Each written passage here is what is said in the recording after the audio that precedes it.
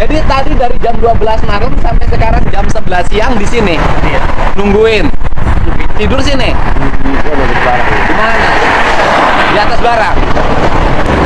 Bapaknya sini. He. Ini buat uang derek. Wah, makasih Pak. Ya Allah.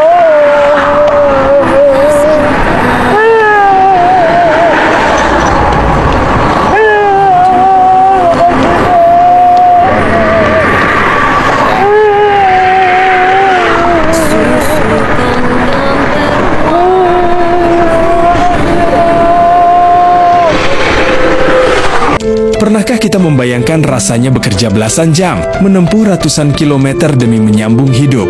Lalu, dalam sedetik, semua kerja keras itu ludes seketika karena musibah?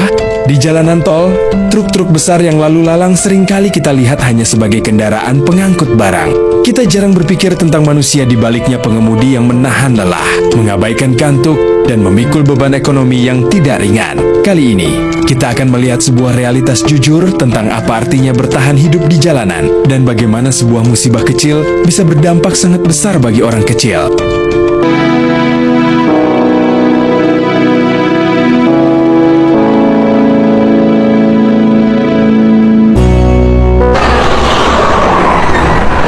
Mako, bawa apa?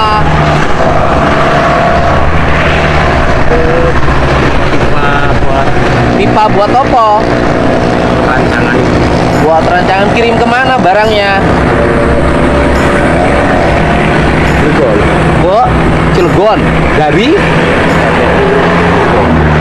PLTU Cilegon dikirim ke PLTU Cilegon.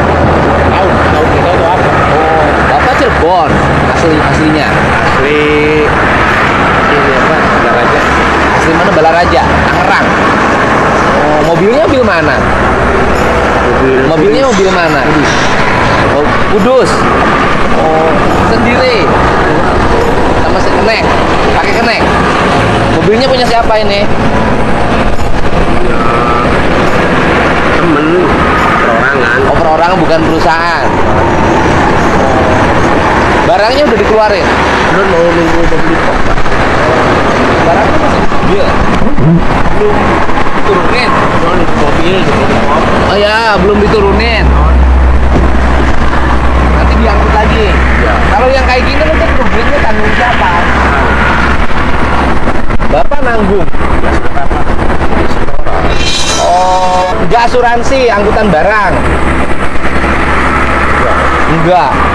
Oh, mobilnya mobil setoran. Jadi Bapak harus nanggung biaya nanti ngangkut sama temen. Kalau lagi mogok gini, mobilnya kecelakaan gini, Bapak tetap setor nggak? Enggak lah ya. Bawa apa sih? Bisa ditaikin nggak? Bisa. Aman nggak? Besi-besi bekas ya? Apa namanya Pak? Buat Hah?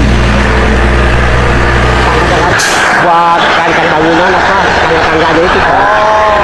Model tangga-tangga bangunan. Oh, kata bangunan dikirim ke sana. Iya. Itu ya, itu helm-helm melas. Iya. Emang Bapak kurang tidur? Kenapa kurang tidur emang? Ya dari kemarin kan dari Solo ke Cirebon Ah, kan. Terus dari Cilegon, dari Tangerang ke Cirebon.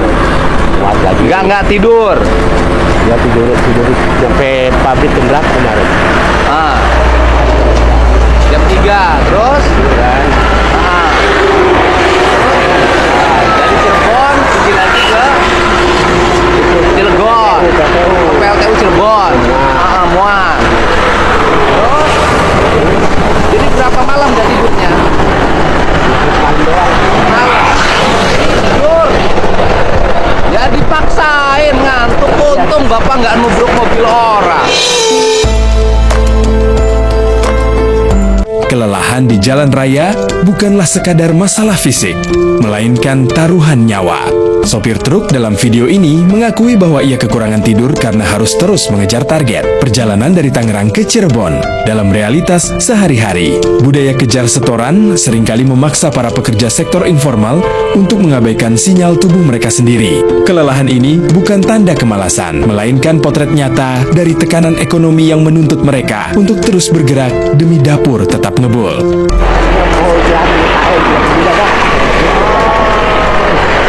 Untung bapak nggak nubruk orang, cuma terguling.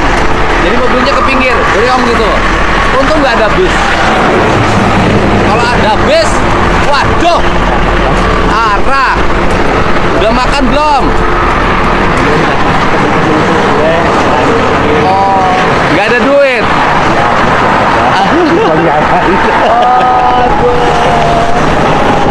Nggak ada duit ya buat makannya. SIM masih berlaku.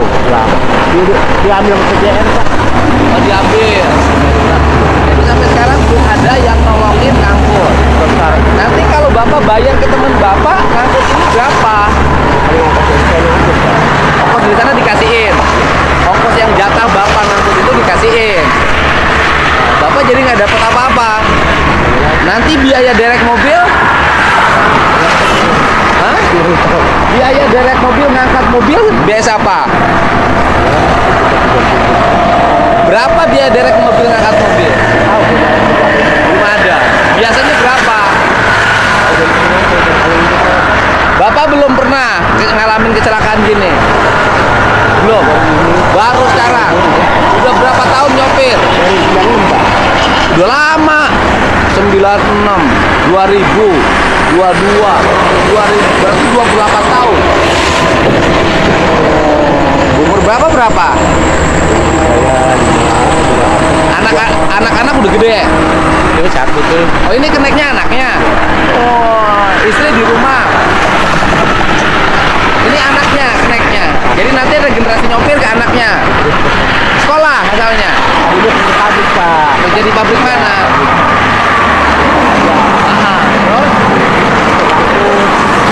Anaknya kerja di pabrik. Pabriknya bangkrut. Tahu dia nganggur. Ketika musibah terjadi, ujian hidup seringkali datang berlapis-lapis. Mobil terguling, muatan belum tentu jelas nasibnya, uang saku habis, dan perut pun lapar tanpa ada pegangan uang tunai. Situasi ini mengajarkan kita tentang kerentanan hidup masyarakat kelas pekerja. Seringkali, musibah di jalanan tidak hanya diukur dari kerusakan kendaraannya saja, tetapi juga dari hilangnya kepastian finansial harian yang mereka gantungkan dari setiap perjalanan. Baik, istirahat dulu. Ya begini. Oh, tapi kadang orang tuh masih untung bilangnya. Iya, Indonesia Untung cuman ke pinggir kejebrus. Untung yang ketabraknya cuma satu. Untung yang ketabraknya patah kaki. Untung yang ketabraknya meninggal. Masih untung. untung aja, Pak. Oh, Bapak setoran berapa terus gini? Sebulan 6 juta. Sehari 200. Kalau kita sebulan 6 juta udah berapa? 6 juta. Jadi sehari 200.000 lah ya. Setorannya sebulan 6 juta, sehari 200. Nanti ngangkut biaya transport dari Cirebon ke Cilegon berapa? 3.800.000 biaya transportnya. Berarti uang 3.800.000 sama bapak nanti dikasihin ke temen bapak. Bapaknya harus mikirin biaya ngederek. Ngederek ini berapa biasanya? Juta. Lebih 1,5 juta lah ya. Hah? 5 juta? Kok mahal banget? Enggak lah. Ini kan nggak diderek sampai sana, mobilnya masih hidup toh. Ini mah kan hanya diangkat saja ke pinggir, nggak nyampe kalau 5 juta. Bannya juga udah gundul. Gimana nggak kecelakaan di Indonesia? Bannya gini, ban setipnya gini. Wah. Waduh. Ini keneknya masih bujangan nggak? Oh, umur berapa? 27. 27 tahun. Dari beristri.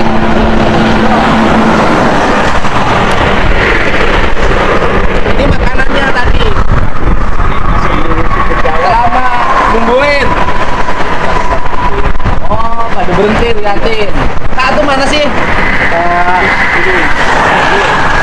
Jadi mobilnya mobil kudus. Oh, mobilnya mobil kudus. Dibeli sama orang Serang. Jadi yang punyanya orang Serang. Yang punyanya udah tahu sekarang. Dimarahin nggak? Kamu ini. Walah. Jam berapa Bapak tadi ini? Dia pakai jam 12 ya. Jam 12 malam tergulingnya. Jadi tadi dari jam 12 malam sampai sekarang jam 11 siang di sini. Iya. Nungguin. Tidur sini. Dia ada di barang. Di mana? Di atas barang. Tapi dari bawah ini. Oh. Berapa? Oh, tahu. Barangnya lebih mahal daripada biaya angkutnya ya. Belum mandi ya? Belum udah keluar. Nggak ada. Ya nungguin ini terus. Ini sekarang yang mau dereknya udah nyampe mana? Kalau derek masuk sama PJR. Ah, Kalau udah dibawa kata dia telepon saya. PJR-nya PJR gini Jasa Marga. Resmi. Yang derek PJR. Paling derek tol Pak. Iya derek tol, yang dereknya dari PJR. Tapi nungguin yang ngangkut barangnya. Yang ngangkut barangnya udah sampai mana? Dia tadi baru masuk tol Cikopo, Bandung.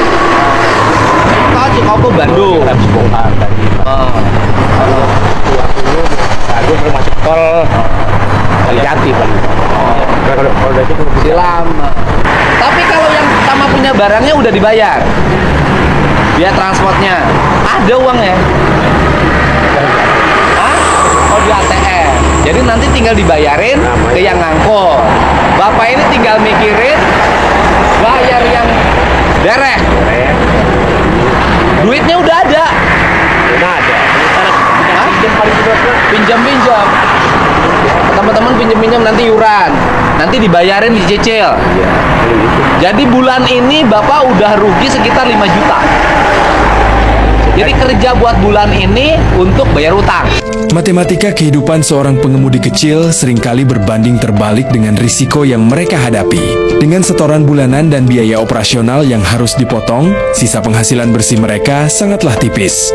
Ketika terjadi kecelakaan, biaya derek atau perbaikan yang mencapai jutaan rupiah praktis merampas hasil kerja berbulan-bulan. Hal ini membuka mata kita untuk melihat betapa tipisnya batas antara bertahan hidup dan jatuh ke dalam lilitan utang bagi para pekerja harian di jalanan. 5 juta. Sehari berapa Bapak dapat? Ya hitungannya kalau kirimnya daerah Cirebon 2 hari sekali Pak. Heeh. Buat Senin, buat Selasa. Sehari berapa dapat? Seminggu berapa dapat? Minggu paling kadang dapat 1,5 juta. 1,5 juta. Sebulan 6 juta lah ya. Sehari 200 jatuhnya. Sebulan 6 juta. Jadi bulan ini puasa. Ampun. Jauh. Awak ini nih. Sopir truk tuh kayak gini nasibnya. Atau Bapak apes kali. Pernah mampir-mampir di warung kopi. Ya? Boro-boro. Kan biasanya sopir truk ini mampir di warung kopi, minum kopi 150.000 1 jam. Ya toh? Enggak Pak. Pernah nggak kayak gitu? Nggak sering kali. Nggak sering. Duh. Bapak ngantuk berat gitu? Hanya ngeliat doang Pak. Hah? Ngeliat. Ngeleyap, Lat. Oh, ngeleyap, setir jadi geser lupa. Oh, Tahu. kenapa nggak anaknya yang asistennya? Saya udah tidur di sono Pak. Udah tidur di mobil. Tapi udah bisa nyetir. Jadi ngelap, Udah nggak?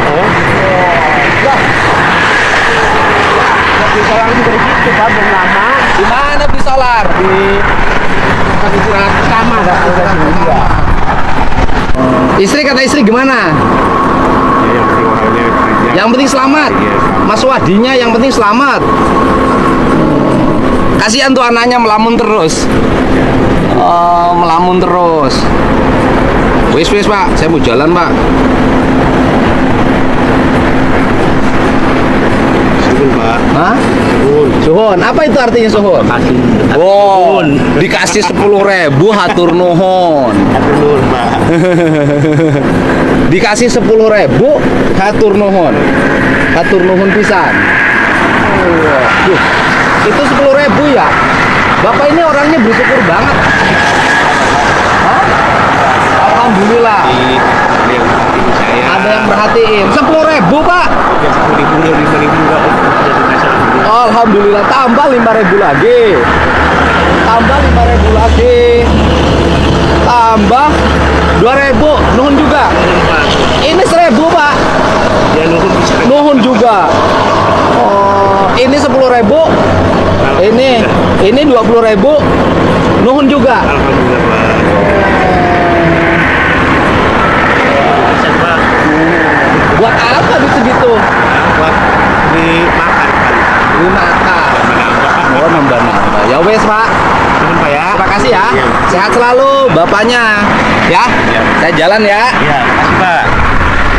Di tengah kesusahan yang mendalam, respon seseorang seringkali mencerminkan ketulusan hatinya. Saat diberikan bantuan kecil, sang sopir menerimanya dengan rasa syukur yang luar biasa, bahkan mengucapkan terima kasih berulang kali. Pemandangan ini menampar kesadaran kita bahwa di luar sana masih banyak orang yang bermental tangguh dan tidak mudah mengeluh, meskipun hidup terus-menerus menempatkan mereka dalam posisi yang sulit. Mana adiknya?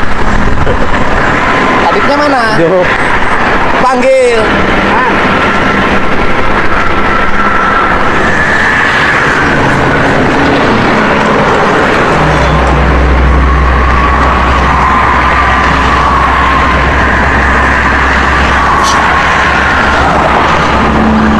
Bapak sini. Bapaknya sini. Heh.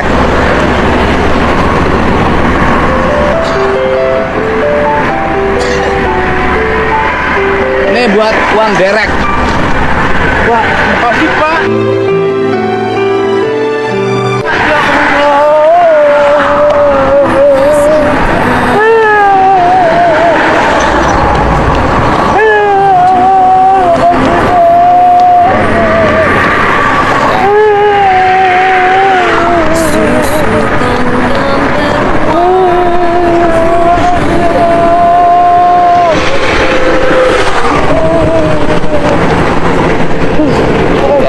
Sama-sama. Bapaknya sih sabar ya. Sama ya. Sehat ya. Semangat terus kerjanya. Nanti kalau di jalan ngantuk, jangan maksain ya. Jangan maksain. Ya. Ya. Ya. Ya udah agak tenang kan? Ya udah. Bayar derek.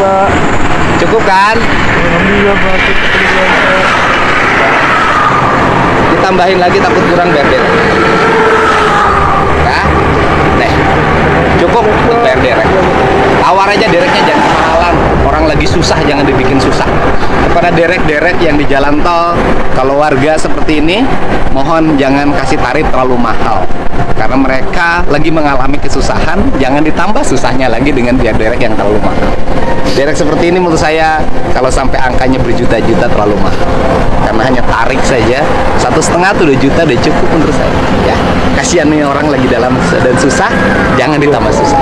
Ya, ya Pak, saya jalan ya. Makasih ya. Sehat bapaknya ya. Semangat ya. Kisah di jalanan ini mengingatkan kita bahwa di balik setiap kendaraan besar yang melintas, ada cerita tentang perjuangan keluarga, rasa lelah yang ditahan, dan ketulusan yang seringkali luput dari perhatian kita. Musibah bisa menimpa siapa saja, tetapi empati dan kepedulian adalah hal yang bisa kita pilih untuk diberikan kepada sesama.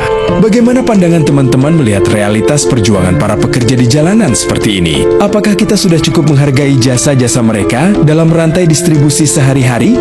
Silakan tuliskan pendapat dan tanggapan yang santun di kolom komentar di bawah. Ya, mari kita berdiskusi secara positif.